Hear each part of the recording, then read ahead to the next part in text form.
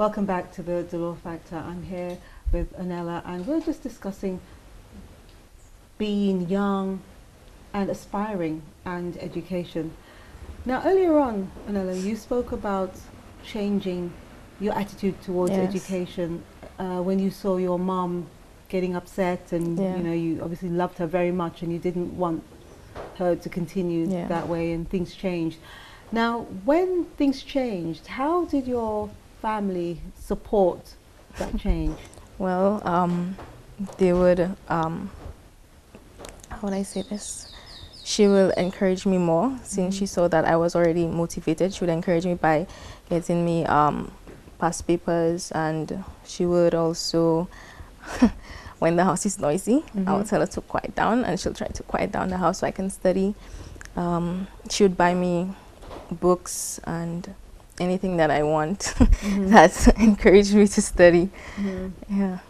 But it was all study. What about things that you wanted? I mean, you're a pretty young lady. You want to go out with your friends, and you want to wear certain things and so on. How was that handled at home? How was that? Well, I didn't really have much friends, but I did have friends, but not much friends. I would rather stay home and study than go and have fun. And is that still the case? No. Okay. What's different now? Well, now I'm older, so I have more opportunities to go out with my friends. When I was younger, I was too young, obviously, so I couldn't go out with my friends because I was too young. Yeah. What would be a typical day for you when you were studying for your CXEs? Okay. Typical day? Like, a school day, say. School, then come home, I would eat, and then I would relax, then go study. About 7, at 10, I would fall back asleep and get up in the morning to study again. But in that frame of time, I was more focused on CXC, so you find I would be studying more because I wanted to pass my CXCs. Yeah. So what is the secret then in juggling so many subjects at one time? Because there were 11 subjects. So how do you schedule or juggle all those? Well, I really don't have a timetable. I just study what I know that I'm lacking in. Like, for example, if I'm not good in principles of accounts, I would prioritize principle of accounts more than a subject like biology, which I know that I like. Because usually the subjects that you like is the subjects that you will understand more and you would like to study. So I study POA first, and then afterwards I would study biology. Okay.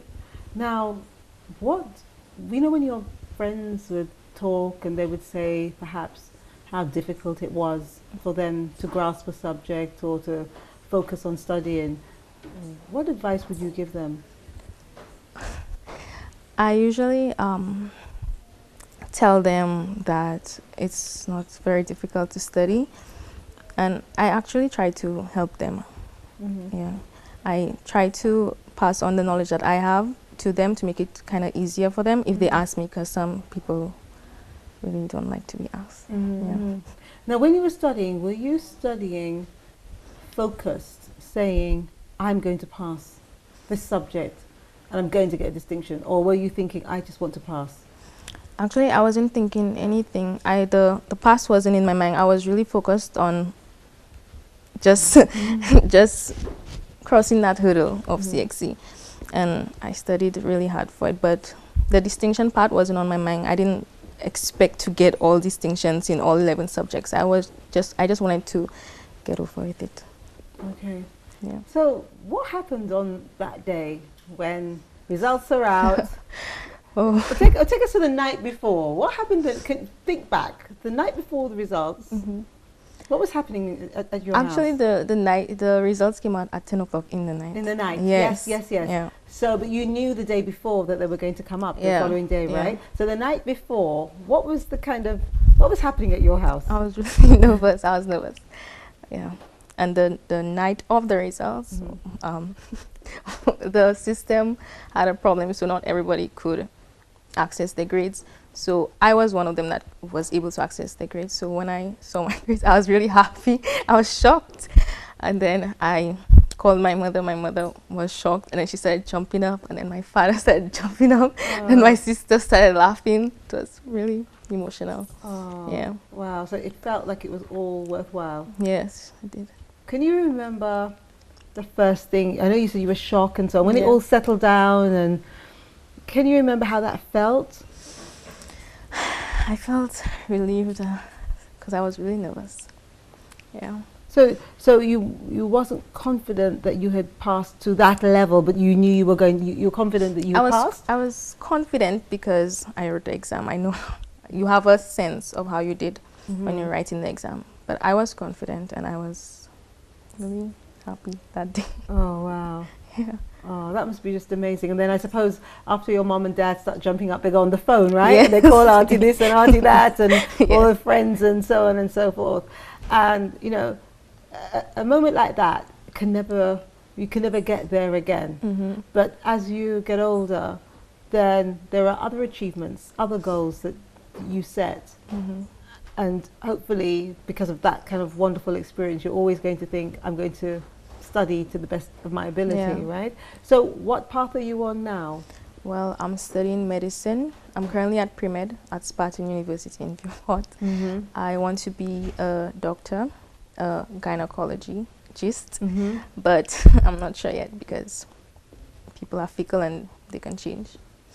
Wow, that's good. That's good to know that you know that. Although I suppose your parents might be thinking, well, she's on that track.